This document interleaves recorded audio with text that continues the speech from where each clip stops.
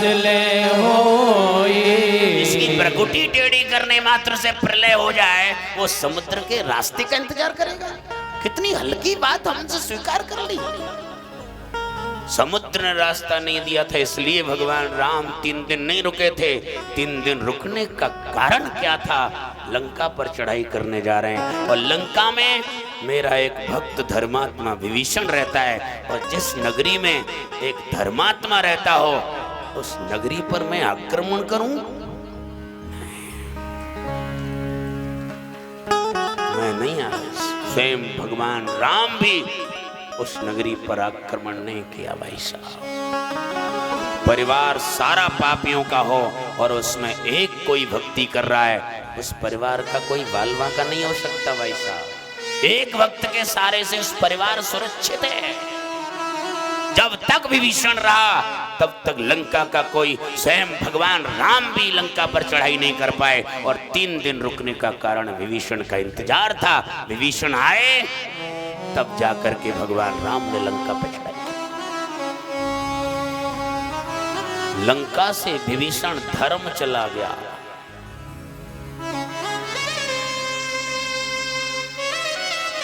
और गोस्वामी जी ने लिख दिया, अस कहीं चला विभीषण जवही।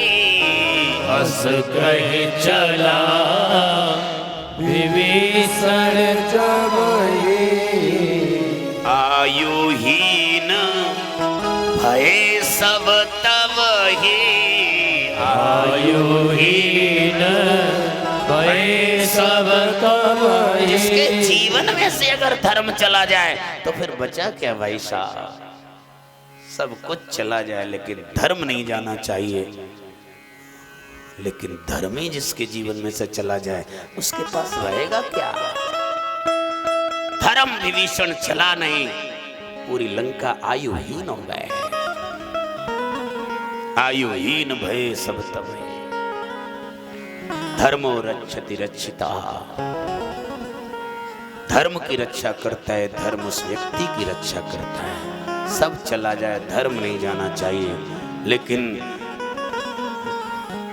मति ऐसी रावण की हो गई है, जाको दुख दालिद्र दे बाकी मत पहले अल्ले। विभीषण का ही उसने लात मार के त्याग दिया। जब धर्म ही चला गया तो फिर लंका को संभालने वाला कौन है? कौरवों के पास जब तक धर्म विदुर काका रहे तब तक कौरवों का कोई बाल बांका नहीं कर पाया भाई साहब। और जब विदुर काका एक धर्मात्मा थे और विदुर काका का अपमान दुर्योधन ने कर दिया, जब धर्म चला गया कौरवों का नाश हो गया। लंका से धर्म चला गया, रावण का नाश हो गया। सब कुछ चला जाए लेकिन धर्म नहीं जाना चाहिए। और आज मैंने कल भी बताया था कि हमारे पुरखे राजा हरिश्चंद्र धर्म के लिए खुद काशी के मार्केट में सब्जी की तरह बिक रहे हैं भाई साहब। मुझे खरीद लो, मेरी पत्नी को खरीद लो। काय के लिए? धर्म के लिए। सपने में सारा राज्य समर्पित कर दिया, स्वप्न में दिया हुआ, जागृत में सत्य करके दिखा दिया। दक्षिणा होती है, संकल्प किया जाता है कोई चीज का तो दक्षिणा रखी जाती है, संकल्प तब होता है। दक्षिणा दक्षिणा कहां से लाए? राज्य तो पूरा सपने में दे चुके हो। दक्षिणा के लिए व्यवस्था, दक्षिणा के लिए जा रहे हैं कि दक्षिणा, क्योंकि संकल्प कराने के लिए दक्षिणा चाहिए। आप देखिए, विचार करो। और आज हम थोड़ी सी कौड़ी के पीछे धर्म को बेच देते हैं भाई साहब। हमारे पुरखे क्या करते थे और हम क्या कर रहे हैं? धर्मो रक्षति रक्षिता। धर्म की रक्षा करता है, धर्म उस व्यक्ति की रक्षा करता है। और धर्म की रक्षा न हो, धर्म ही जीवन में से निकल जाए तो फिर उनका हो कौन सहायक होगा? रावण के जीवन में से धर्म विभीषण चला गया, धृतराष्ट्र के जीवन में से धर्म विदुर चला गया, फिर संभालने वाला कौन रहा? जिस घर का एक भी मेंबर अगर भक्ति कर रहा है, भजन कर रहा है, समझ लेना कि उसी की वजह से हमको रोटियां मिल रही हैं भाई साहब, नहीं तो रोटियां नहीं मिल रही। केवल जो धर्म कर रहा है, भक्ति कर रहा है, विचार करो।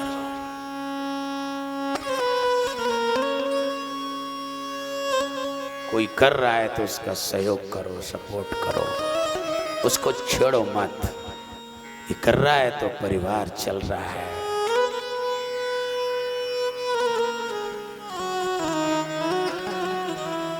विदुर काका का अपमान कर दिया,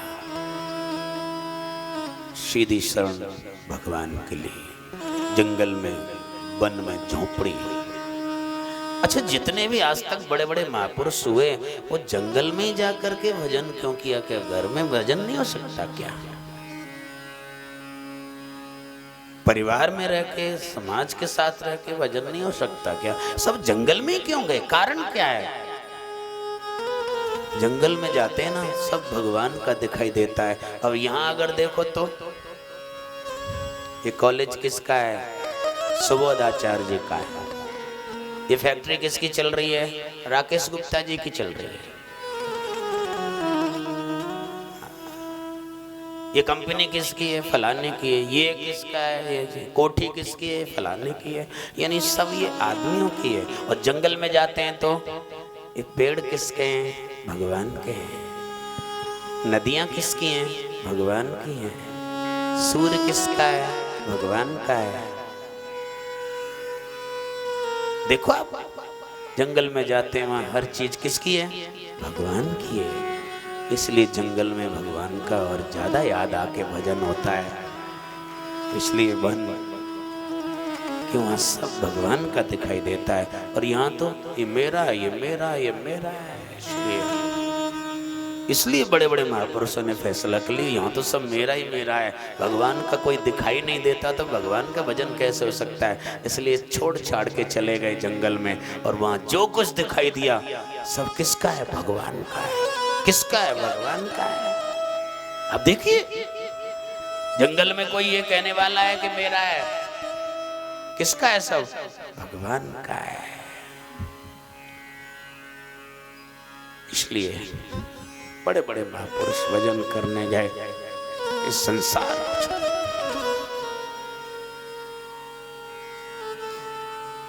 वहां किसी का दिखाई नहीं देता सिवाय भगवान के। आज भगवान को कोई आज लोगों को समझ में नहीं आ रहा है कि भगवान। एक व्यक्ति ने कहा कि भगवान है भी कि नहीं महाराज, ये वैसे ही चल रही है लीला वैसे ही। मैं कहता हूं कहां नहीं है भगवान? परमात्मा नजर दे तो सारी सूरत उस परमात्मा की नजर आए। अब देखिए, आप घर में बाथरूम में सुबह स्नान करते हो, करते हैं कि नहीं? अब आपसे पूछा जाए कि ये बाथरूम में पानी कहां से आ रहा है, क्या कहेंगे? और महाराज वो हमारी छत पे टंकी रखी है ना, उसमें से आ रहा है। लेकिन टंकी पे पानी कहां से गया? बोलो, नीचे से गया, अपने आप चला गया या किसी ने भेजा? मोटर लगानी पड़ी, यंत्र लगाना पड़ा, समर लगाना पड़ा, तब उस यंत्र के द्वारा पानी टंकी में पहुंचा। तो पहुंचाने वाला कोई दूसरा रहा कि नहीं रहा? अच्छा, अब आप देखिए, नारियल का पेड़ है,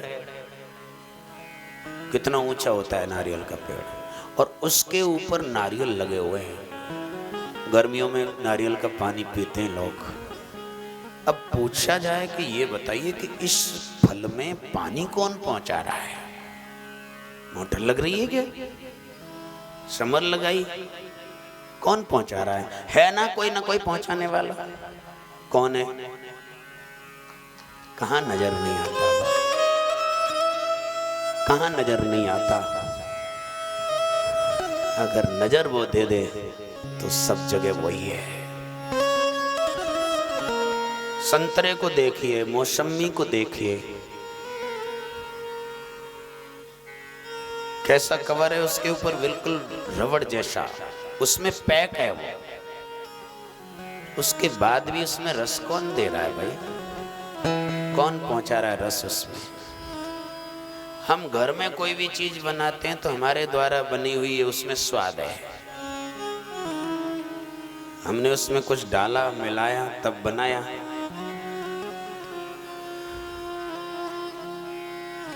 लेकिन फल जो है, खा के देखिए, मिठास है। आपने डाली उसमें शक्कर, मीठा किसने डाला उसमें भाई? फल मीठे हैं कि नहीं? आपने बनाया उसको? किसने बनाया फल को? मीठा है कि नहीं? शक्कर डाली क्या उसमें आपने? परमात्मा नजर आता है, यहाँ परमात्मा है। अब दुनिया भर के जब पार्टी में जाते हैं, ना जाने क्या क्या लगा के स्प्रे करके जाएंगे, महक आए। पुष्प में महक आपने दी? फूल में महक किसने दी? आपने दी? किसने दी? इसमें परमात्मा नजर नहीं आ रहा है क्या आपको? कहां नहीं है वो भाई? पानी में स्वाद तुमने दिया है क्या? रह सकते हो कि बिना पानी के? लेकिन स्वाद कितना है? परमात्मा है उसमें, प्राकृतिक है। पुष्प में परमात्मा है, फल में परमात्मा है। कहां नहीं है परमात्मा? पर देखने की हमारी नजरें चेंज होना तो काम चले। सब जगह है वो। आप सुबह मेहनत करते हो, कसरत करते हो, हाँ? 2-4 दिन से तो नहीं कर रहे होंगे। कथा से पहले आचार्य जी फोन आया, महाराज जी सर्दी बहुत बढ़ गई है, क्या होगा? 2 दिन से तो हमारी भी हालत खराब, सर्दी बड़ी जोरदार। आज तो हीटर फीटर लगवा दिया, अब बढ़िया है, ठीक है। लेकिन आज तो धूप निकल आई ना। आज सर्दी लग रही है क्या? कल सर्दी थी, परसों भी सर्दी थी, और कथा से पहले भी सर्दी कई दिन से चल रही थी। तो सर्दी कहाँ चली गई? किसी ने सर्दी तो रही नहीं, कथा सुनने आ गई है भाई। कथा सुनने चली गई सर्दी भी भाई।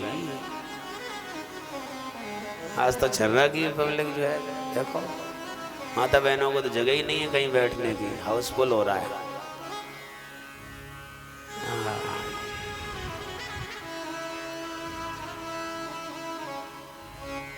और यहाँ की कथा तो जब तक बाउंड्री पार नहीं हो तब तक हम तो कथा मान ही नहीं सकते कि झर्रा की कथा है।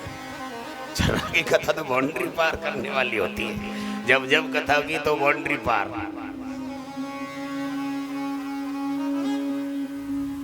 सर्दी की वजह से नहीं आ रहे थे, आज सर्दी चली गई तो आज आ गए लोग। देखो कहाँ चली गई सर्दी? कथा सुनने चली गई सर्दी।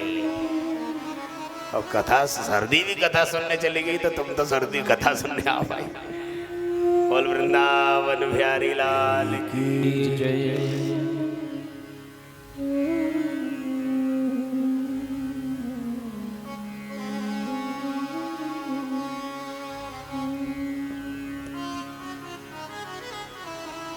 पत्रकार महोदय को भी हम अभिनंदन करते हैं, बहुत बढ़िया, रोज खबर ले रहे हैं, छाप रहे हैं, अच्छा, स्वयं लिख के आ जाते हैं।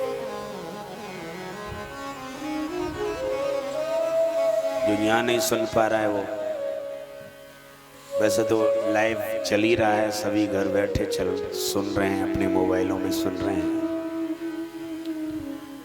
देश विदेश तक ये कथा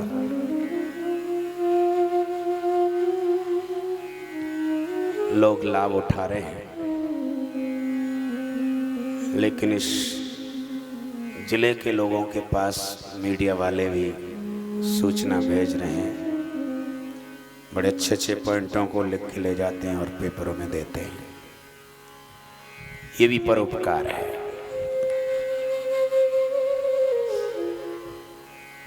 जोरदार तालियों के द्वारा पत्रकारों का भी अभिनंदन करो। ये भी परोपकार है।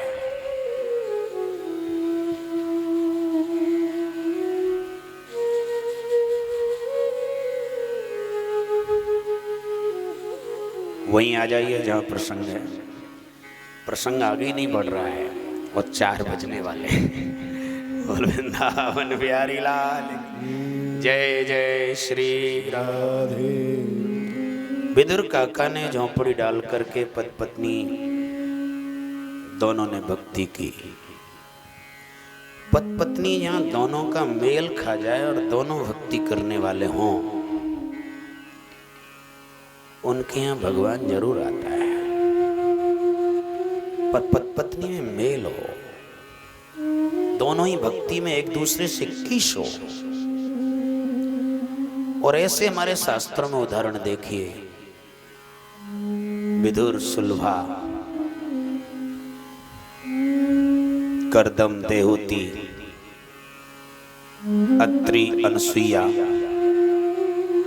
कश्यप अदिति, सुधामा सुशीला, वसुदेव देवकी, नंद यशोदा, दशरथ कौशल्या, जहाँ पति पत्नी में प्रेम रहा और दोनों ही भक्ति करने वाले रहे, उनको भगवान मिला भाई साहब।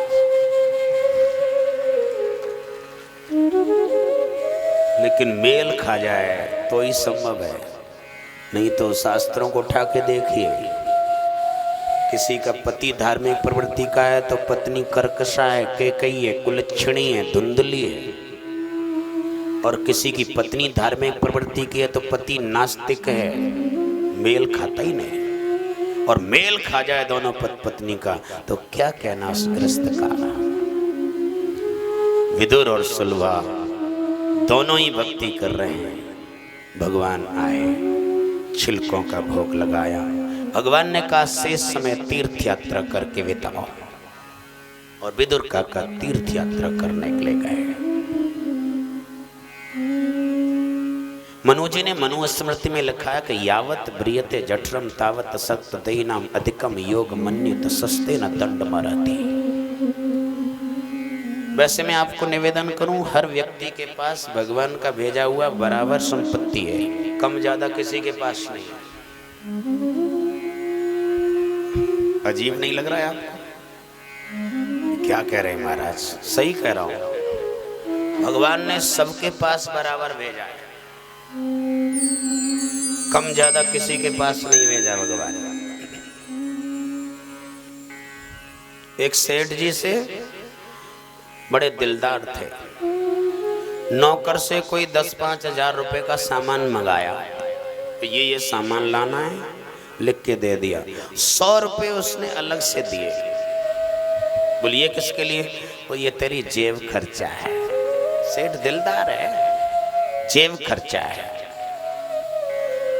ऐसे ही भगवान ने हम तुम सबको अपने परिवार पालने के लिए सबको बराबर दिया है, लेकिन इससे ज्यादा अगर परिवार को पालने से ज्यादा दिया है तो वो सेठ परमात्मा, सेठ सामरिया है, दिलदार है। वो हम तुमके पास जो भेजा है वो जेब खर्चा है। अब वो जेब खर्चा को चाहे तो आप वहीं चाट लो और चाहो तो आप जमा करते जाओ और उसके लिए अगला सुधार लो। तो ये जितना भी परिवार के पालने के एक्स्ट्रा जो मिला है वो परमात्मा ने जेब खर्चा दिया है, इससे तू अपना अगला सुधार ले। बाकी सबके परिवार के चलाने के लिए जितना है वो सबके पास बराबर है। इससे ज्यादा जो है तुम्हारे पास वो तुम्हें जेब खर्चा दिया है, अगला सुधारने के लिए अगला सुधार लो। किसी के पास कम ज्यादा नहीं है। परिवार पल जाए वो तो सबके लिए बराबर है। एक्स्ट्रा मिला है, अगला सुधारने के लिए मिला है। और मति ऐसी हो जाए कि अगला सुधार ले। कोई तो साथ ही साथ चाट ले और कोई जमा करता जा रहा है, जमा करता जा रहा है। और कोई ऐसा काम करा के जाता है उससे अगला सुधर जाता है। किसी का समय अच्छी जगह लगे, किसी का समय अच्छी जगह लगे और किसी का धन अच्छी जगह लगे, तो ध्यान रखना वो व्यक्ति अंत में अच्छी जगह ही जाएगा भाई साहब। जिसका समय अच्छी जगह लगे और जिसका धन अच्छी जगह लगे, अंत में वो व्यक्ति अच्छी जगह ही जाएगा। ये अंतिम सुधरना है। कोई गांव में कह देते ना, महाराज ये आदमी बहुत सीधा है, हर व्यक्ति का महाराज ये गांव का बहुत अच्छा सीधा आदमी, बहुत सीधा है।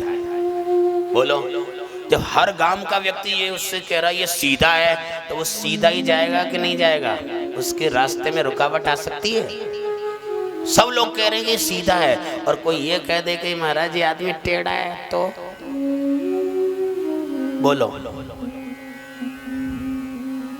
ऐसा काम मत करो भाई। लोग कहने लग जाए सीधा है, सीधा ही जाएगा, लेकिन टेढ़ा है तो। देखिए माता बहन बैठी हैं, इनके गर्भ में कोई बालक हो, और जब बालक जो है लात मारता है, दर्द होता है, पीड़ा होती है। जब दर्द होता है तो उसको फिर हॉस्पिटल लेके जाते हैं, और वहां देखा, सोनोग्राफी से, अल्ट्रासाउंड से चेक किया और देखा कि डॉक्टर ने कहा बच्चा टेढ़ा मेढ़ा है, गर्भ में टेढ़ा है। नॉर्मल डिलीवरी हो सकती है क्या? जब डॉक्टर ने कह दिया कि बच्चा टेढ़ा है, नॉर्मल डिलीवरी हो सकती है क्या? क्या होगा? पेट फाड़ना पड़ेगा, ऑपरेशन करना पड़ेगा। ये माँ का गर्भ है और ये भूगर्भ है पृथ्वी। अगर इस पे कोई व्यक्ति टेढ़ा मेढ़ा चले तो उसकी नॉर्मल डिलीवरी हो सकती है क्या? भगवान आदेश दे देते हैं यमराज को कि ये सीधा नहीं आएगा, पेट फाड़ना पड़ेगा, इसका ऑपरेशन करना पड़ेगा, ये नरक में जाएगा। और यमराज के द्वारा उसको नरक ले जाया जाता है, वहां भी चाकू और वहां भी चाकू। यमराज के यहाँ नरक में भी चाकू ही चलता है, तब वो नरक में जाता है। इसलिए माँ के गर्भ में अगर बच्चा टेढ़ा मेढ़ा है तो उसको ऑपरेशन से निकाला जाता है, और ये भूगर्भ में अगर हम टेढ़े मेढ़े चलेंगे तो क्या होगा? ऑपरेशन ही होगा और नरक जाना पड़ेगा। इसलिए जिसका समय अच्छी जगह लगे और जिसका धन अच्छी जगह लगे, अंत में वो अच्छी जगह ही जाएगा। कभी अच्छा काम किया भी अच्छा काम किया, न धन से परिणाम न जाने क्या। कभी अच्छा काम किया, न धन से परिणाम न जाने क्या होगा। कभी भगवत नाम सुना न मन से, कभी भगवत नाम सुना न मन से परिणाम न जाने क्या होगा। परिणाम न जाने क्या होगा। कभी अच्छा काम किया, न धन से परिणाम न जाने क्या होगा। कभी अच्छा काम किया, न धन से परिणाम न जाने क्या होगा।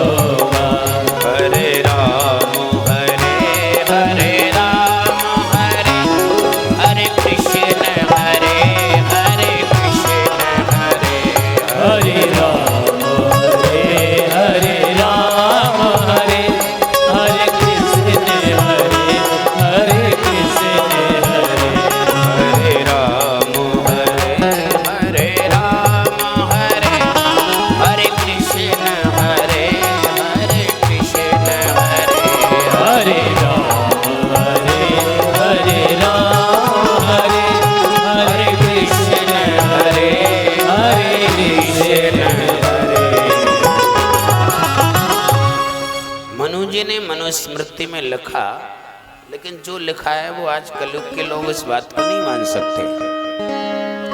इसलिए कलयुग के लोगों के लिए मनु जी ने कहा, क्योंकि वो तो लिख तो ये गए कि यावत प्रियते जठरम तावत सत्व देनम अधिकम योग मन्येत सस्ते न दंड मरती। यानी जिस व्यक्ति का परिवार का पेट भर जाए, पालन हो जाए, उतना ही घर में रखे, बाकी का दान पुण्य में लगा दे। मानेगा कोई? मनु जी ने फिर कलयुगी लोगों के लिए थोड़ी सी और ग्रेस दे दिया। इतना न कर सके तो साल भर में जो भी आमदनी हो उसका 10वां हिस्सा धर्म कार्य में लगाता जाए, तो कोई प्रॉब्लम नहीं आएगी जीवन में भाई साहब। लेकिन धर्म में नहीं लगाता है, इकट्ठा करता रह जाता है, फिर इकट्ठा ही फिर ऑपरेशन होते हैं, हॉस्पिटल जाते हैं, तब जाके इकट्ठा ही जाती है गड्डी की गड्डी।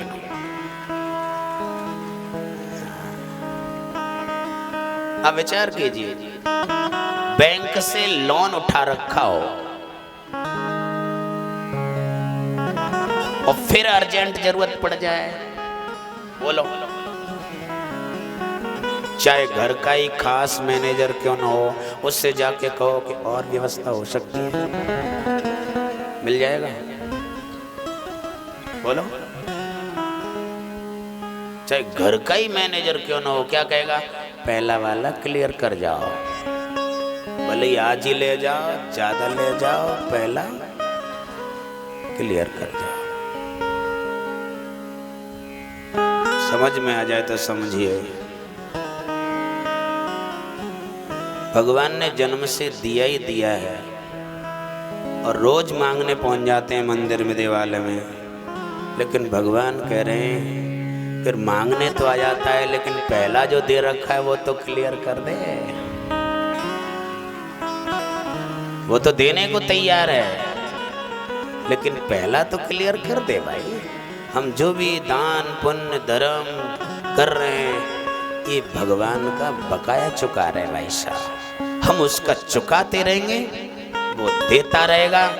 और पहला ही नहीं चुकाए तो घर का ही खास मैनेजर आदमी क्यों ना हो, वो ही नहीं दे सकता, तो भगवान कैसे देगा? ये किसी को नहीं दे रहे हो आप, जो भी दान पुण्य धर्म कर रहे हो, अपना बकाया चुका रहे हो।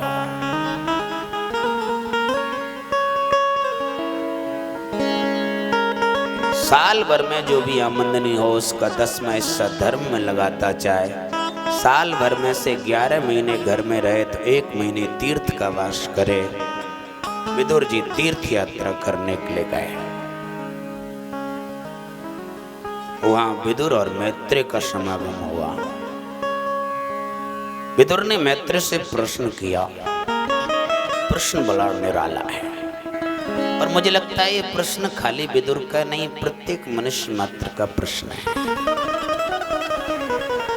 सुखाय कर्माणि करोति लोको न तै सुखं वान्यतो पारब्रह्म न तै सुखं वान्यतो पारब्रह्म। लोको सुखाय कर्माणि करोति। जीव जो भी कर्म करता है सुख के लिए करता है, लेकिन दुख क्यों मिलता है महाराज? मैत्रेय जी ने कहा कि कर्म तो बाद में करना है विदुर, पर देखना यह सुख रहता कहाँ है। सुख संसार की वस्तु में नहीं है, सुख अपने हृदयाकाश के अंदर है। लेकिन यहाँ अज्ञान का घोर अंधेरा छाया हुआ है। किसी ब्रह्मवेत्ता ज्ञानी महापुरुष का सानिध्य करके अगर ज्ञान ले लिया जाए, प्रकाश कर लिया जाए, God is light, there is no darkness, शायद वो सुख दिखाई दे जाए। लेकिन हम सुख कहाँ देख रहे हैं? संसार में शादी हो जाए सुख मिलेगा, बच्चे हो जाए सुख मिलेगा, परिवार हो जाए सुख मिलेगा, ये हो जाए सुख मिलेगा। सुख संसार में नहीं है। जिनकी शादी नहीं हुई है वो रो रहे हैं कि शादी हो जाए, और जिनकी हो गई है वो ज्यादा रो रहे हैं भाई साहब। जाते तो नहीं होती तो ठीक था, बड़े परेशान हो गए, ऐसी खतरनाक आ गई है, क्या करें। शादी हो नहीं है रही है, वो रो रहा है कि शादी हो जाए, जिनकी हो गई है वो ज्यादा रो रहा है। ये तो अब बनावटी, भले ही तुम दांत दिखा ले हो, लेकिन हंसी तो तुम्हारी उसी दिन चली गई जिस दिन तुम्हारा नाम पड़ा था हस्बैंड। हंसने पे बैंड लग गया, उसी दिन लग गया। और ये केवल कहने की बात नहीं, शास्त्र की बात है। रामायण में प्रसंग देखिए, जिस समय भगवान राम जब वनवास को गए थे तो वहां दंडकारण्य के महात्माओं को मालूम चला कि राम जी भी तपस्या करने, भजन करने जंगल में आए, चलो राम जी के दर्शन करने चलें। और दंडकारण्य के महात्मा जब भगवान राम के दर्शन करने के लिए गए और राम जी के साथ सीता को देखा तो उनके अंदर, हमने तो ये सुना था कि पत्नी से भजन नहीं होता, इसलिए हम तो रह गए यार कि राम स्वयं भजन करने आया, ये भी तो पत्नी साथ में लेके आया है। उनकी भी इच्छा जागृत हो गई कि जो शादी हो। और एक महात्मा कहने लगे, अब इतने लंबे लंबे दाढ़ी मूछ बाल हो गए, अब इतना बुढ़ापा आ गया, कौन शादी कर देगा, अब तो शादी होने वाले नहीं। एक वृद्ध महात्मा ने कहा कि अगर पत्नी चाहिए तो एक युक्ति तो है। बोल क्या युक्ति है?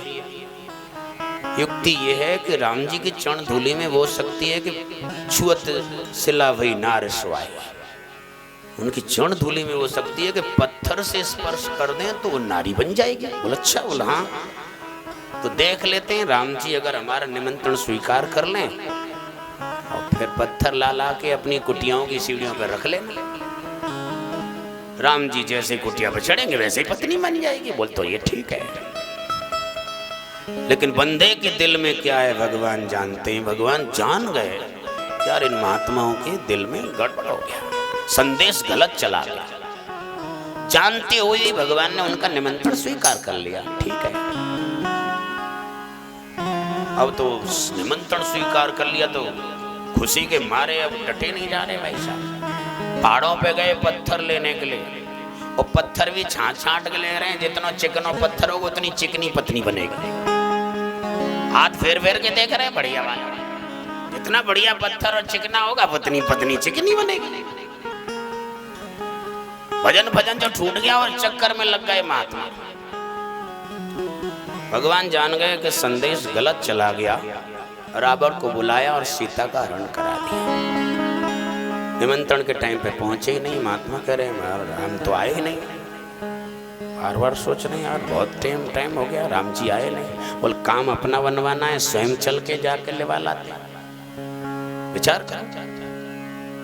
महात्मा जी गए, लेकिन भगवान राम उस महात्माओं को दिखा के जोर जोर से रो रहे हैं, हे खग मृग हे मधुकर श्रेणी। लीला थी भगवान की कि तुम देखी सीता मृग नयनी, जोर जोर से रोए दिखा दिखा के।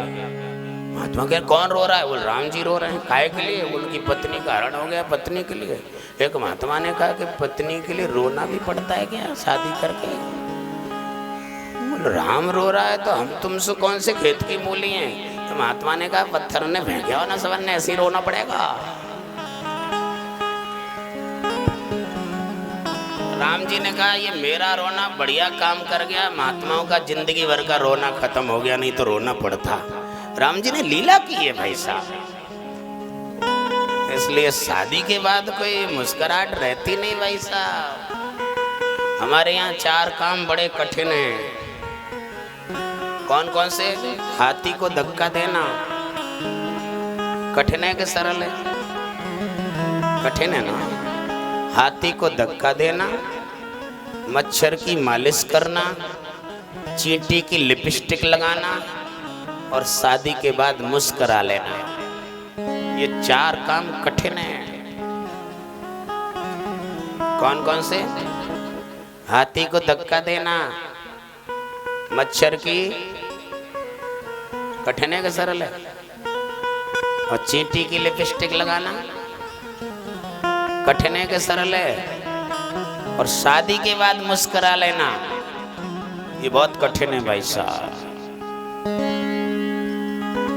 इसलिए जिनकी शादी नहीं हुई वो रो रहे हैं कि शादी हो जाए, जिनकी हो गई है वो ज़्यादा रो रहे हैं। आपने देखा वो शादी करके जब लेके जाता है लड़का कार में बिठा के, और पहली बार वो अपने परिवार को छोड़ के जा रही है तो उसको याद आती है, रोती है। ये परंपरा है। कोई ये सोच ले लड़की कि मैं तो नहीं रहूंगी, लेकिन वो समय ऐसा है कि रोना आता है, याद आती है। पहली बार परिवार को छोड़ के जा रही है, रोती है। लेकिन रोती हुई जा रही है कार में बैठी हुई, लेकिन देखा कि उसका गांव आने वाला है, घर आने वाला है, तो लड़का कहता है बहुत हो गया, बहुत रो ली, अब मेरा घर आने वाला है और मेरे घर में पहली बार रोती हुई प्रवेश करोगी तो यह अमंगल होगा, रोना अब तो बंद कर दो। उसने कहा आज लास्ट दिन है, मुझे खूब रो लेने दो ना, क्योंकि कल से तो तुमको ही रोना है।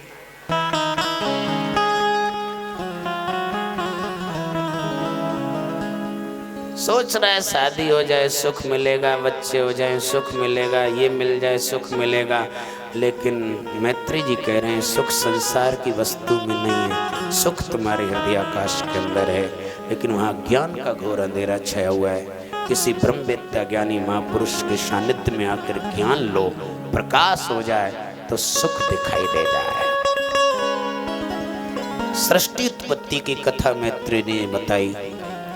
एक ज्ञान मार्गियों की उत्पत्ति, एक भक्ति मार्ग वालों की उत्पत्ति है। लेकिन वैज्ञानिक लोग कहते हैं कि उत्पत्ति विज्ञान से हुई है। एक अणु था, उसमें बैंग हुआ, विस्फोट हुआ, उसके 3 परमाणु निकले, electron, proton, neutron. Proton is positive, electron is negative, neutron is neutral.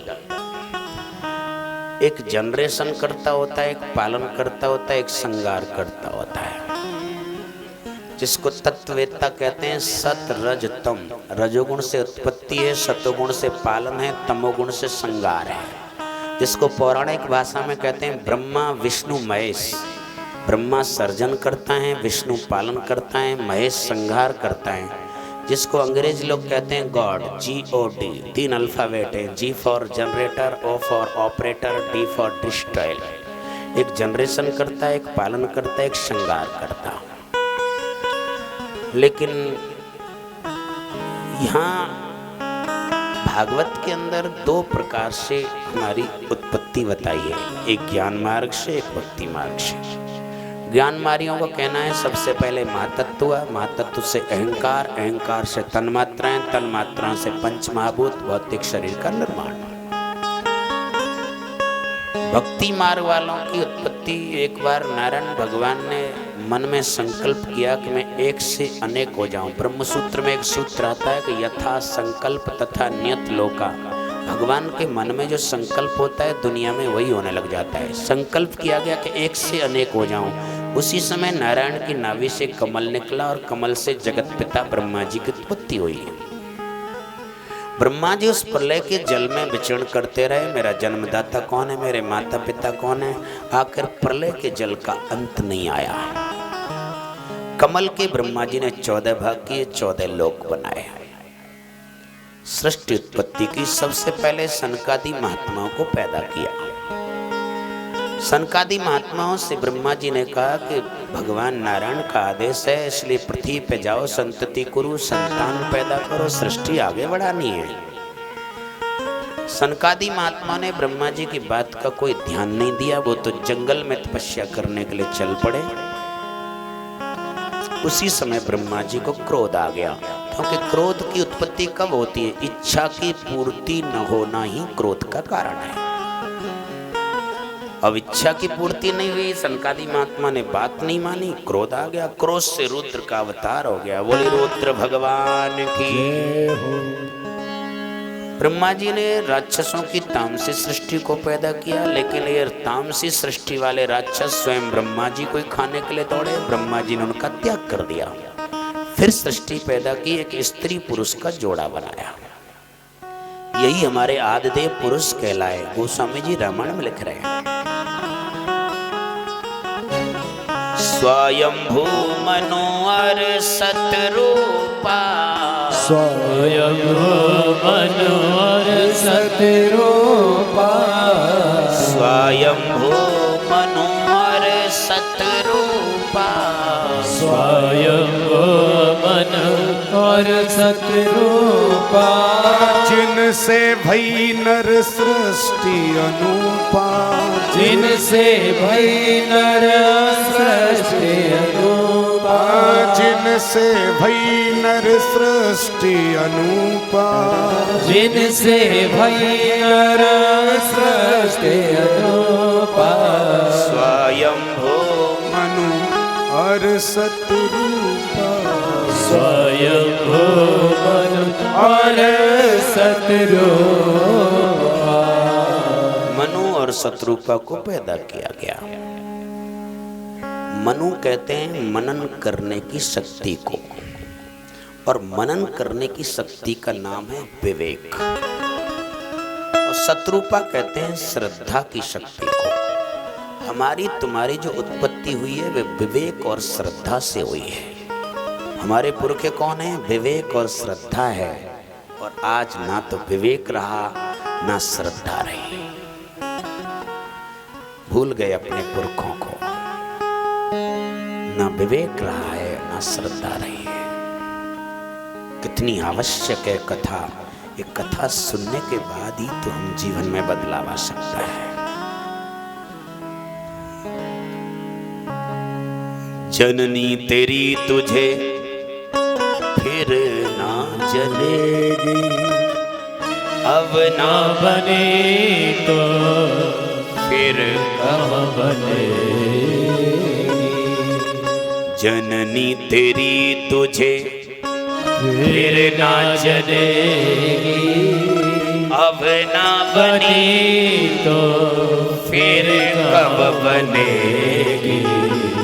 अब ना बनी तो फिर कब बनेगी। यहाँ ना बनी तो फिर कहाँ बनेगी। यहाँ न बनी तो फिर कहाँ बनेगी। यहाँ बनी तो फिर कहाँ बनेगी। मनु और शत्रुपा से हमारी तुम्हारी उत्पत्ति है।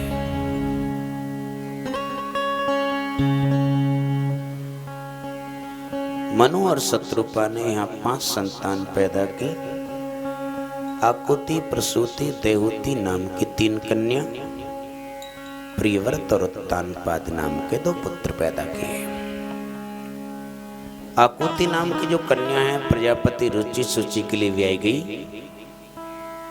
जहाँ आद्या शक्ति रुचि सूचि के यहाँ यज्ञ भगवान का अवतार हुआ। प्रसूति नाम की जो कन्या थी प्रजापति दक्ष के लिए व्याई गई, जहाँ आद्या शक्ति सती का जन्म हुआ। और देवहूति नाम की कन्या थी महात्मा कर्दम के लिए व्याई गई, कपिल भगवान का अवतार हुआ। आकुति नाम की जो कन्या थी प्रजापति रुचि सूचि के लिए व्याई गई, जहाँ पर यज्ञ भगवान का अवतार हुआ। यज्ञ भगवान का संबंध दक्षिणा के साथ किया गया। दक्षिणा के साथ जब यज्ञ भगवान का संबंध हुआ तब उनके यहाँ सुख, शांति, संतोष, कल्याण इत्यादि संतान पैदा हुए।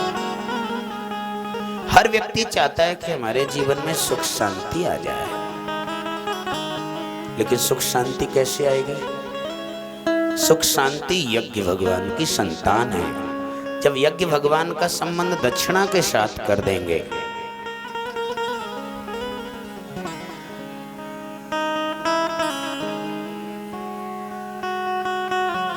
कोई ग्राहक नहीं होए तो गाड़ी में बैठा दी भैया। बोल वृंदावन बिहारी लाल जय जय श्री राधे।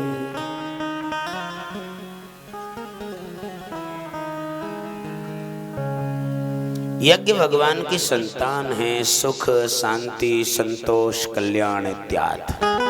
लेकिन कब हुई? जब उसका संबंध दक्षिणा के साथ कर दिया गया। दक्षिणा माने धन। परमात्मा ने हमको धन दिया है तो इसका संबंध यज्ञ से कर दो। दक्षिणा माने धन है। परमात्मा ने हमें लायक बनाया है, धन दिया है, तो इसका संबंध यज्ञ के साथ कर दो। जब धन को हम यज्ञ में लगाएंगे, इसको यज्ञ कार्य कराएंगे, धर्म कार्य कराएंगे, ज्ञान यज्ञ कराएंगे, तब हमारे घर में सुख आएगा, शांति आएगी, संतोष आएगा। इसलिए सुख शांति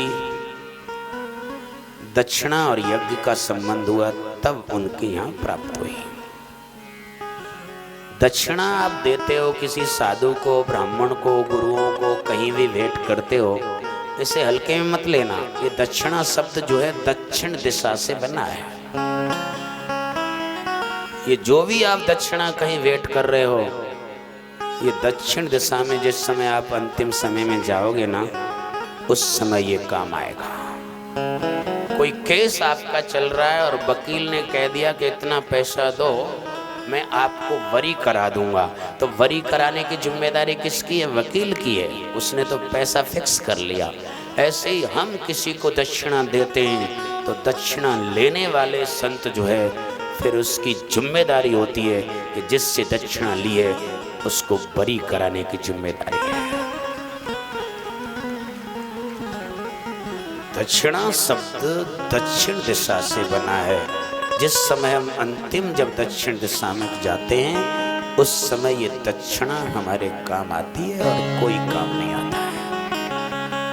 दक्षिणा है, परमात्मा ने लायक बनाया है, धन है, तो इसका संबंध यज्ञ के साथ कर दो, यज्ञ नारायण भगवान के साथ। अब ऐसे नहीं समझे तो ऐसे समझो कि आपके घर में सियानी बेटी हो गई है।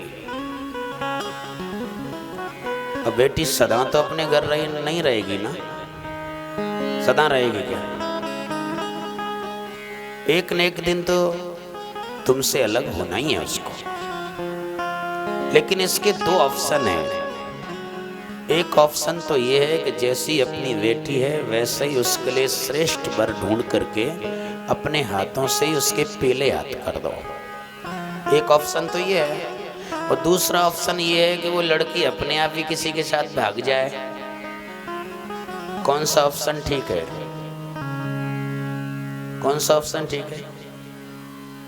अपने हाथों से पीले हाथ करो, वही ठीक है ना। ऐसे ही ये धन रूपी, लक्ष्मी रूपी बेटी हमारे घर में ज्यादा बड़ी हो गई है, सियानी हो गई है, तो उसका श्रेष्ठ वर परमात्मा है।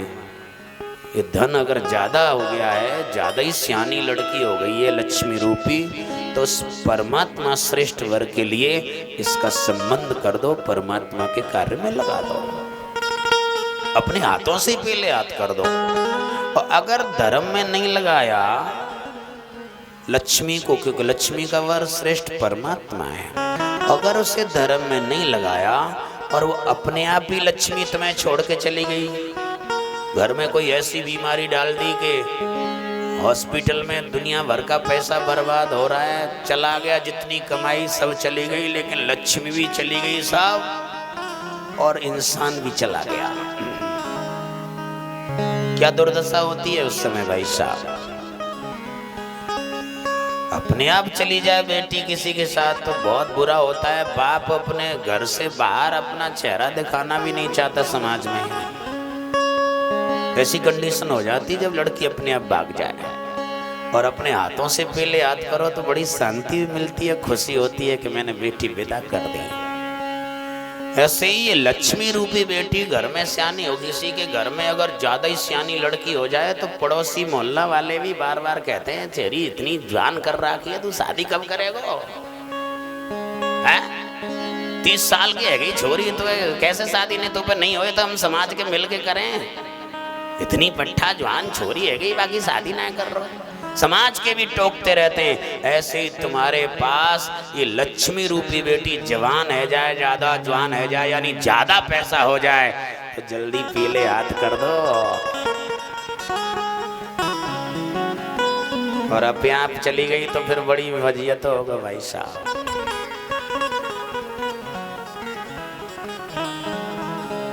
इसलिए दक्षिणा का संबंध यज्ञ के साथ किया गया, तब उनके यहाँ सुख शांति संतोष कल्याण।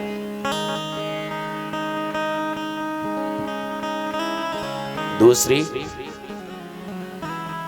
प्रसूति नाम की कन्या प्रजापति दक्ष के लिए ब्याई गई। आद्याशक्ति लक्ष्मी सती का जन्म हुआ, शंकर भगवान के लिए ब्याई गई।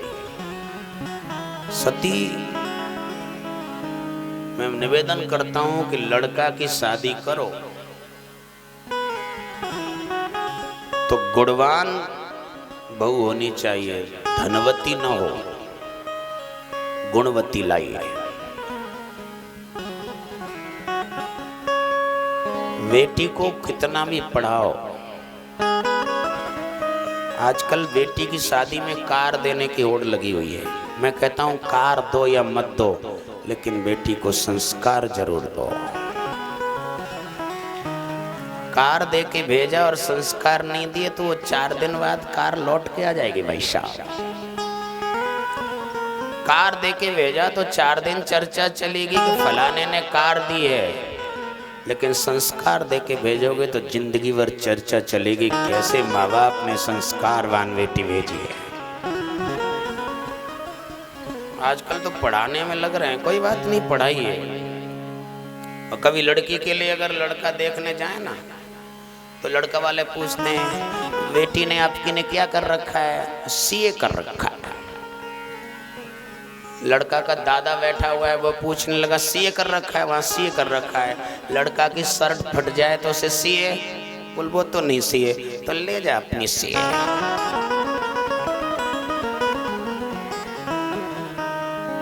सर पे मत चढ़ाओ, मैं मना नहीं कर रहा हूँ, पढ़ाओ, लेकिन संस्कार दो और काम सिखाओ। समझ में आ रहा है? संस्कार कितना आवश्यक है।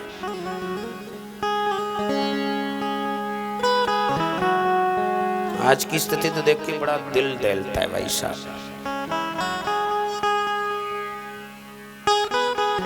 कौन कौन सी कथा करें, कितने घर बिगड़ रहे हैं आज। धनवती न हो, गुणवती होनी चाहिए। हम तुम कौन से खेत की मूली हैं? शंकर भगवान फंस गए, प्रधानमंत्री की बेटी से शादी करके ले आए भाई साहब।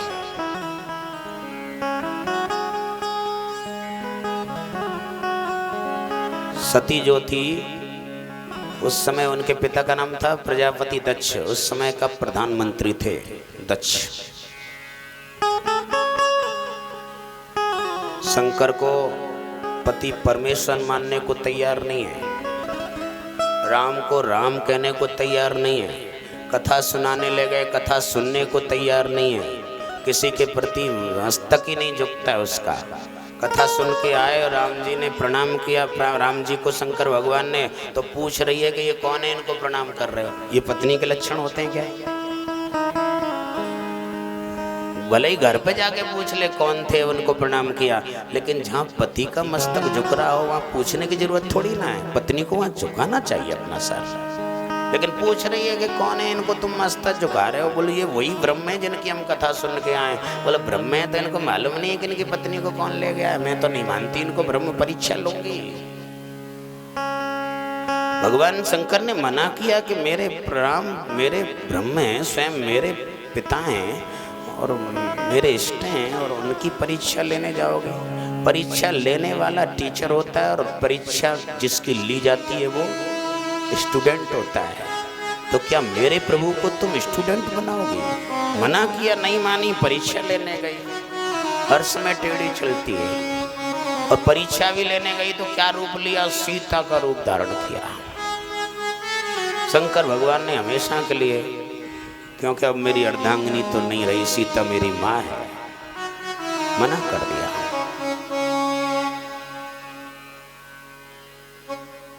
विचार करो, रामचरितमानस के अरण्य कांड में 4 महिलाओं का वर्णन है। चारों महिलाओं की राशि एक ही है, चारों महिलाओं का केंद्र बिंदु राम ही है, लेकिन 4 में से राम जी ने 2 को अपनाया और 2 का त्याग कर दिया। अरण्य कांड में 4 महिलाएं, सीता, सती, सवरी, सुपर्णखा। एक ही राशि है, क्या अलग है? सबकी राशि एक ही है, लेकिन उसमें से दो को अपनाया और दो का त्याग किया। दो तो जैसी हैं वैसी भगवान के सामने पेश हो गई, उनको अपनाया, और दो जो आई थी राम जी के पास कपट का वेश धारण करके आई। सती भी भगवान राम के पास गई है तो सीता का रूप धारण करके गई, और शूर्पणखा भी आई है तो घर में जितना भी क्रीम पाउडर थे सबको लीप लाप के आई थी भाई साहब। तो मुझे लगता है ये ब्यूटी पार्लर भी शूर्पणखा के जमाने से चले। आज से पहले कोई किसी महिला का वर्णन नहीं है कि कोई लीपा पोती करी हो। हमारे शास्त्र में रामायण में शूर्पणखा का ही लेख है। और आजकल तुम घरों में चले जाओ, रसोई में गैस के पास इतने मसाले के डिब्बे नहीं होंगे जितने कांच के पास लीपा पोती के डिब्बे मिल जाएंगे। क्या जमाना आ गया भाई साहब। कोई बिजनेसमैन है, कोई सर्विस वाला है, कोई उसका तो कोई दिक्कत नहीं, लेकिन मरना तो बेचारे इन किसानों का है। जिस दिन इनकी पत्नी जब छर्रा के मार्केट में निकल के जाएगी तो 2-4 कुंटल तो साफ कर आएगी। समझ लो, सरसों का अगर टाइम हो तो सरसों साफ कर दे, गेहूं का टाइम हो तो गेहूं साफ कर दे।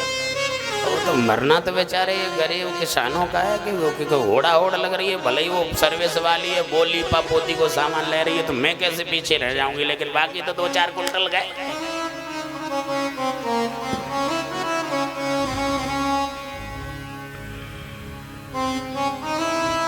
और इधर कहते हैं कि भगवान कैसे मिलेगा। गोस्वामी जी लिख रहे हैं क्या सूत्र है भगवान को मिलने का।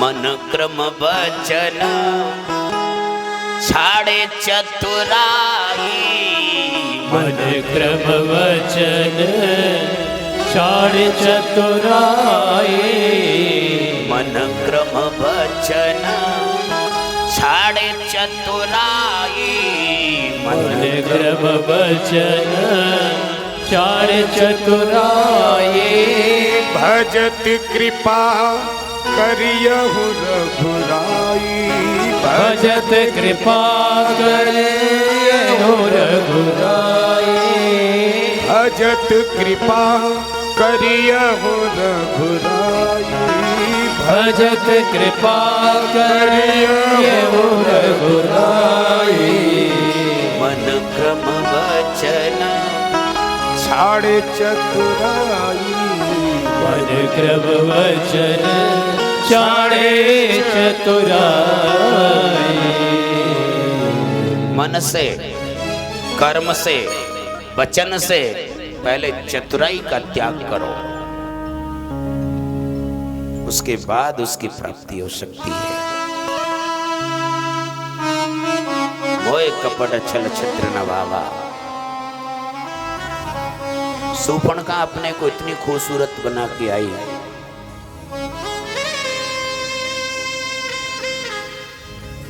लेकिन रामायण के प्रेमी हैं, आपने रामायण का अध्ययन किया होगा। अच्छे अच्छे विद्वान भी लोग आते हैं कथा में। राम जी ने शूर्पणखा की तरफ देखा क्या? बोलो।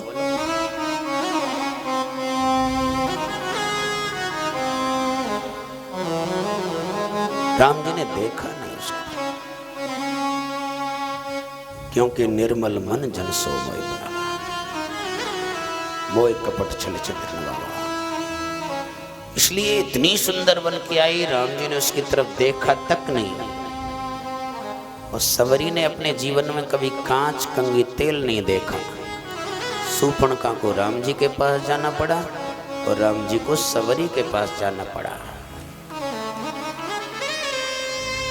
भगवान चेहरे की सुंदरता नहीं देखता, अंदर की सुंदरता देखता है। चेहरे को सुंदर बनाना हो तो ब्यूटी पार्लर में जाना पड़ेगा, मार्केट में जाना पड़ेगा, और अंदर की सुंदरता करनी हो तो इस पंडाल में आके बैठना पड़ेगा।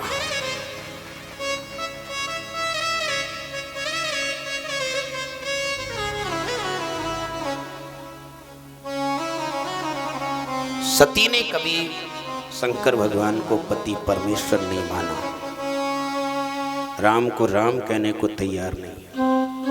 मानी नहीं मानी। बड़ा दर्द होता है भाई, सब बड़ी पीड़ा होती है।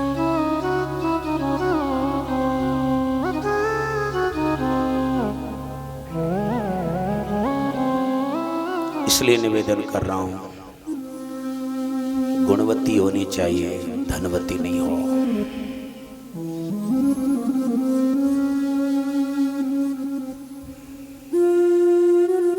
पास में बिठाने को भी इनकार कर दिया, उसके बाद भी समाधि खुली, कथा सुना रही है, भगवान शंकर सुना रहे हैं। उसके बाद विमान दे के कहाँ जा रहे हैं, पिता के यज्ञ में, बिना आज्ञा के चली गई। मना करने पे भी बात नहीं मानी। और उसके बाद वहां जाके सोच रही है इज्जत मिलेगी, आदर मिलेगा, लेकिन वहां आदर इज्जत नहीं मिली।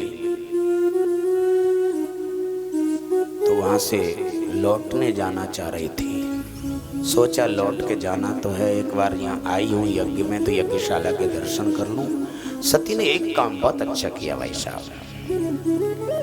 यज्ञशाला में सभी देवताओं का आह्वान वहां स्थान देखा, लेकिन शंकर भगवान का स्थान खाली था। शंकर भगवान का आह्वान नहीं किया।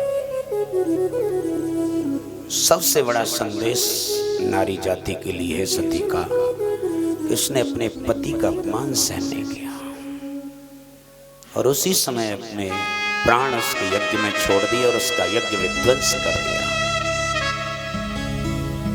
माँ बाप की विरोधी हो गई। और आज की नारियां तो फोन कर करके अपने माँ बाप से, अपने भाई से, अपने पिता से, अपने पति का ही अपमान करवा दें, मार धाड़ करवा दें।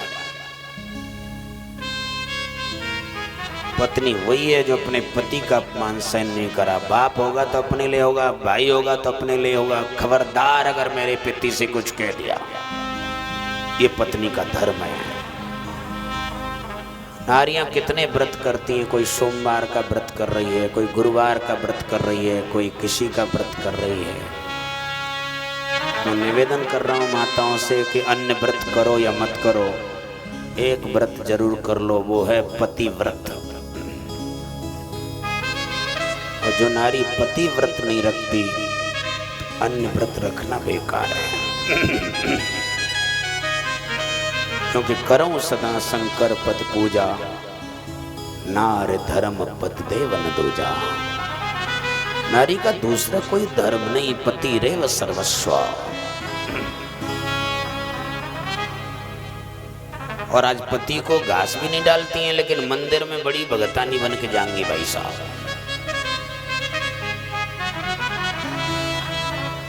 आजकल तो देखो तो गांवों में थोड़ी सी खैरियत है, लेकिन शहरों में तो जाके देखो तो मंदिर में जाए वाली ने गौर ते देखो करो, ऐसी तो कंडिया सी हाथ में लेके जाएंगी जैसे कहां थे लंदन से मंगाइए। दिखावा हो गया। भक्ति प्रदर्शन की चीज नहीं है भाई साहब, भक्ति दिखावा करने की चीज नहीं है। ऐसी कंडिया सी लेके, भारत में तो मिलते ना ऐसी कंडिया, लंदन से मंगाई देगी। हो रहा है पति को एक गिलास पानी नहीं दे सकती हैं, शंकर भगवान पर लोटा चढ़ा रही है, और जबकि उनके सर पे पहले से ही गंगा विराजमान है। क्या जरूरत है उनको? अपने सास ससुर को पानी दे दो ना। देते हो क्या? ये सब करना कि क्या है? भगवान शंकर पे तो गंगा जी स्वयं विराजमान है, लेकिन लोटा आप चढ़ा रहे हो, लेकिन पहले ये देखो कि हम उसके काम के करने लायक हैं कि नहीं। घर के जीती जागती मूर्ति माता पिता उनको पानी तक नहीं दे सकते, सास ससुर को पानी तक नहीं दे सकते, पति को घास भी नहीं डालते। भगवान आपकी पूजा स्वीकार नहीं कर सकता है।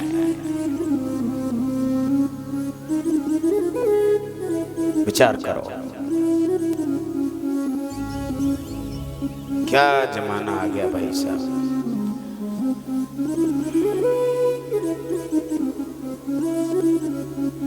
एक व्रत धारण कर लो, वो है पति व्रत। सती ने आज तक कोई कहना नहीं माना, बात नहीं मानी, लेकिन जिस समय अपने पिता के यज्ञ में प्राण छोड़ रही है तो एक संकल्प उसका था कि अगला जन्म भी मिले तो मैं शंकर की अर्धांगिनी बनूं, ऐसा पति मुझे बार बार मिले। और अंत मता सोई गता, व्यक्ति का अंत में जैसी मति होती है वैसी गति होती है। और अगले जन्म में वही मैना के यहाँ पार्वती के रूप में जन्म लिया और वो पार्वती शंकर भगवान के लिए भी आई गई। लेकिन पार्वती जब शादी होकर के गई और शंकर भगवान के सर पे पहले से एक स्त्री को देखा तो देखती दंग रह गई। और नारी को खास शक होती है, चाहे पति के पास खास बहनी क्यों नहीं बैठी हो तो ही शक करने लग जाएगी। नारी की जाति की ऐसी स्थिति है, जय के पास बैठना हो तुम वो काय भी आके लाए हो, यही है।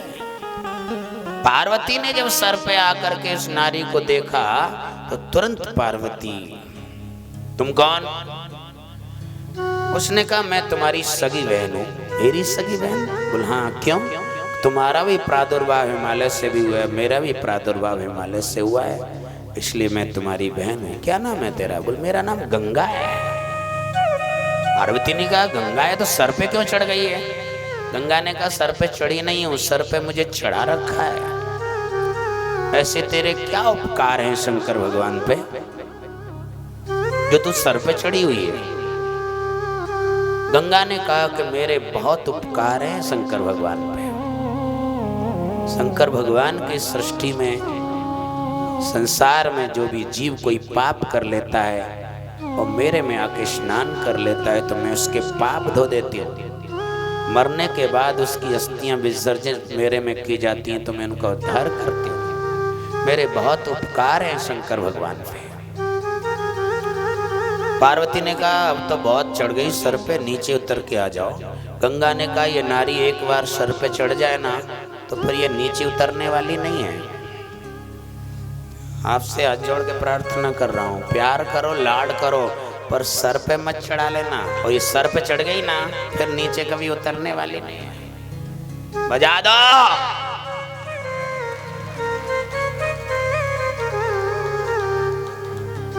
और वही गंगा ने कहा कि एक बार ये नारी सर पे चढ़ जाए उतरने वाली नहीं है। तब पार्वती ने सोचा कि मुझे ही ऐसी गंगा का प्रादुर्भाव करना पड़ेगा कि शंकर भगवान इस गंगा को भूल जाए। शादी होते ही पार्वती ने भगवान शंकर से प्रश्न कर दिया, कहा प्रभु पूर्व जन्म में जो मैं प्रश्न था वो प्रश्न आज भी लगा हुआ है। मैं जानना चाहती हूँ कि राम कौन है, राम के बारे में जानना चाहती हूँ। ये पहला दाम्पत्य हमारे शास्त्रों में कि शादी करने के बाद राम कथा कर रहे हैं भाई साहब। शादी करने के बाद तो आज के बच्चा काम कथा करते हैं, हनीमून मनाने जाने कहाँ जाते हैं। एक पहला दाम्पत्य है पार्वती और शंकर का कि शादी के बाद राम कथा कर रहे हैं। प्रश्न किया कि राम कौन है, और उसी समय जब ये प्रश्न किया कि राम कौन है तो शंकर भगवान की वाणी से शब्द फूट गया, इस प्रकार प्रश्न करके तुम जगत के लोगों को मेरी वाणी से राम कथा सुनवाना चाहती हो, इसलिए फूट गया कि धन्य धन्य गिरिराज कुमारी, धन्य धन्य गिरिराज कुमारी, धन्य धन्य गिरिराज कुमारी, धन्य धन्य गिरिराज कुमारी। तुम समान नहीं को उपकार, तुम समान नहीं को उपकारी। फूट गया शब्द शंकर भगवान की वाणी से। धन्य धन्य धन्यवाद दे रहे हैं। धन्यवाद भी उसको दो जो हमें सत्कर्म में ले जाए, अच्छे मार्ग में ले जाए। आजकल तो लोगों ने धन्यवाद को ही बर्बाद कर दिया, चाहे जिसको धन्यवाद दे देते हैं। कोई सिगरेट पिला दे तो थैंक यू, अरे ये तो सोचो कि धन्यवाद दे किसको रहे हो। अच्छे कार्य मिले जाए, सत्कर्म मिले जाए, उसको धन्यवाद देना चाहिए। और भगवान शंकर की वाणी से पार्वती के लिए सब फूट गया, क्योंकि इस प्रकार प्रश्न करके जगत के लोगों को तुम मेरी वाणी से भगवान की कथा सुनवाना चाहते हो। ज्ञान दान सबसे बड़ा दान है। कोई अन्न का दान कर रहा है, कोई अब देखा है गर्मियों में प्याऊ लगवाते हैं लोग, पानी पिलाते हैं, शरबत पिलाते हैं, ये भी दान है। कोई क्षेत्र अन्न क्षेत्र चला रहे हैं, भंडारे कर रहे हैं, ये भी दान है। लेकिन जिसको आप अन्न खिला रहे हो, खिलाने वाले के अंदर 3 दिन तक रहेगा। पानी पिला रहे हो, शरबत पिला रहे हो, पिलाने वाले के अंदर 24 घंटे तक रहेगा। लेकिन ज्ञान दान ऐसा दान है, ये परलोक तक काम आने वाली चीज है। इसलिए ज्ञान दान सबसे बड़ा दान है। शंकर भगवान पार्वती को कह रहे हैं तुम समान नहीं को उपकारी। हम तो आचार्य जी को ही कहेंगे कि तुम समान नहीं को उपकारी। इस प्रकार से कथा करा करके इस क्षेत्र के लोगों को ज्ञान का दान करवा रहे हैं। इससे बड़ा कोई दान नहीं।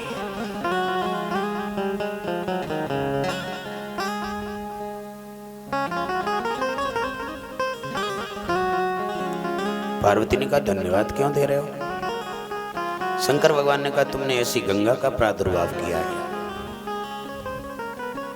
पार्वती ने कहा एक गंगा तो तुम्हारे सर पे पहले से बैठी हुई है। शंकर भगवान ने कहा कि उस गंगा में इस गंगा में बहुत अंतर है देवी। क्या अंतर है? उस गंगा में स्नान करने से पाप धुलते हैं, लेकिन पाप करने की प्रवृत्ति खत्म नहीं होती। और एक कथा गंगा ऐसी है, इसमें कोई स्नान कर ले तो पाप करने की प्रवृत्ति खत्म हो जाती है। पूछें रघुपति कथा प्रसंगा, सकल लोक जग पावन गंगा। इस सकल लोक को पावन करने वाली गंगा है। इसलिए ज्यादा प्रसंग आगे न बढ़ाया जाए, समय ज्यादा हो गया है। वाणी को यहीं विराम करते हैं। भगवान सबका मंगल करे। सर्वे भवन्तु सुखिनः, सर्वे सन्तु निरामया, सर्वे भद्राणि पश्यन्तु मा कश्चित्। ओम शांति शांति। सभी अपने अपने स्थान पर खड़े हो जाएं, भगवान की आरती कराएं। संभव रहा तो कल फिर 12 बजे के बाद मुलाकात।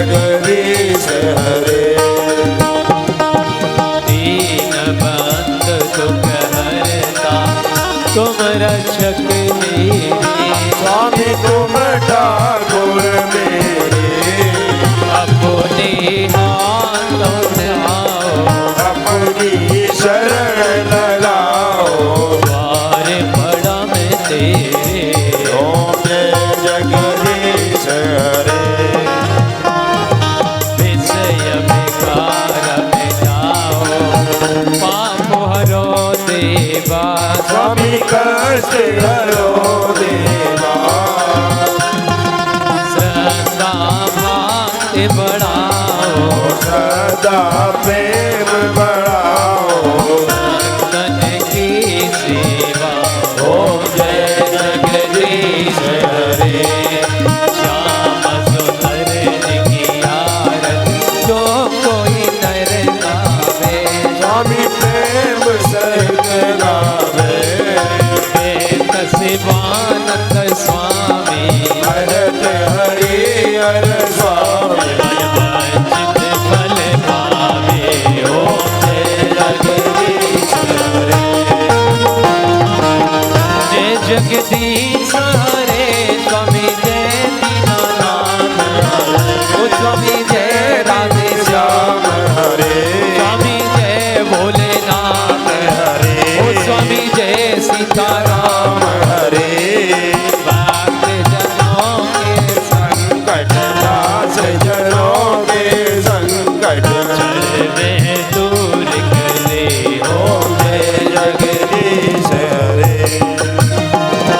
कर्पूर गौरं करुणावतारं संसार सारं भुजगेन्द्रहारं सदा वसन्तं हृदयारविन्दे भवं भवानी सहितं नमामि। त्वमेव माता च पिता त्वमेव, त्वमेव बन्धु जगदा त्वमेव, त्वमेव वेद्या द्रविणं त्वमेव, त्वमेव सर्वं मम देव देव, त्वमेव सर्वं मम देव देव, त्वमेव सर्वं मम देव देव।